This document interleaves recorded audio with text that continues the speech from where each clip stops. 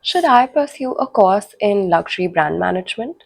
A question I get more often than not, be it in my seminars, guest lectures, or my day to day conversations with young professionals, and even with people who are planning to switch their careers.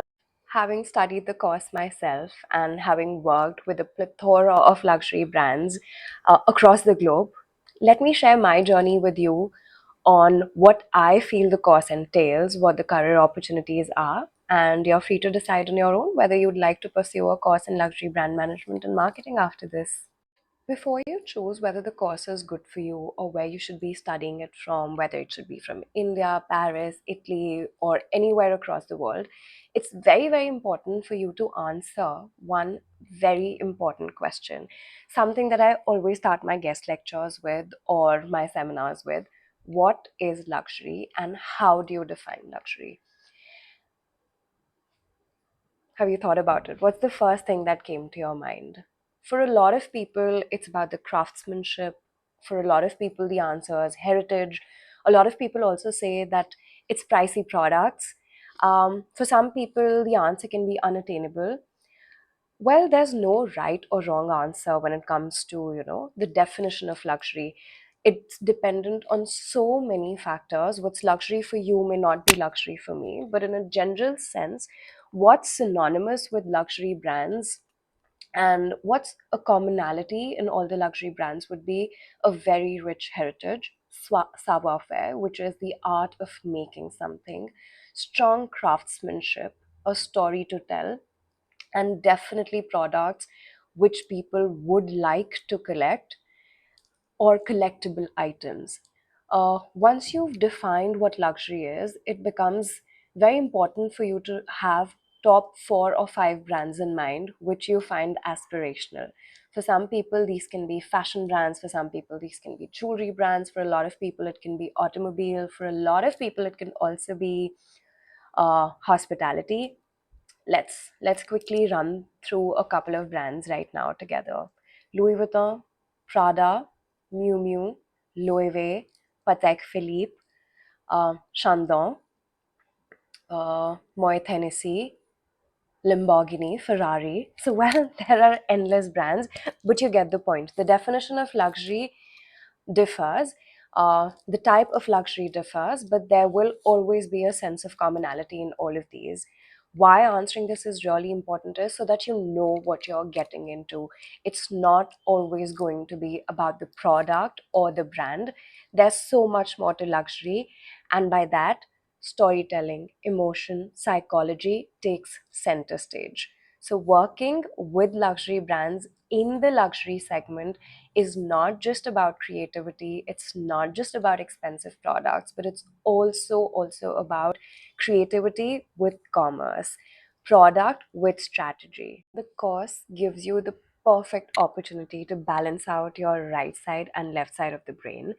It's really a fusion of commerce and creativity, offering an absolutely unique platform where art and business can come together. Luxury is not really just about selling expensive products. It's really about crafting experiences, stories, and emotional connections that resonate deeply with HNIs and UHNIs or anybody who's a target for that particular brand. The course helps you explore the intricacies of brand positioning, learning how to differentiate luxury brands in a saturated market where you also have to ensure that the exclusivity is maintained. The course helps you really understand, the critical balance between maintaining brand heritage while also adopting new technologies and innovations to stay relevant in today's times and also manage evolving consumer and customer expectations. It helps you find this sweet spot where creativity can drive desirability, but strategy will ensure profitability. The course really helps you deep dive into the power of brand storytelling, something that I really, really enjoyed. How do you build an aura of prestige and allure through visuals, messaging, immersive customer experiences? I was working with a fragrance brand girl at that point in time. How do you make a perfume still stay relevant when the person cannot even come and experience it, let alone launch a new fragrance? Well, we came up with an interesting idea of doing a digital masterclass um, with all the ingredients a person could find in their household, in their kitchens, while explaining the sensory journey, the conception, and the idea behind a new fragrance that we were going to launch, along with all of its bottom notes, middle notes, top notes, using the products and ingredients one could find at their home. The brand did not just remain relevant during COVID times, but it also stayed in touch with all of its consumers while providing them an extremely amazing experience while still staying inside four walls, something which was different. And that's how I think it's very important for you to learn how to maintain the brand's story, heritage, while also adopting new technologies and innovations. One of the most obvious questions that would come to anybody's mind would be, what would your day to day look like once you've finished pursuing this course? Well, it would really depend on which niche you want to work for. For example, let's take the field of luxury marketing. Um, that's a broad scope. You could be working in the PR department, you could be working with influencer activations, you could be working in media relations, events, sponsorships, experiential marketing ideas, or digital marketing, storytelling, and heritage marketing. So, marketing in itself would give you so many opportunities within the luxury industry.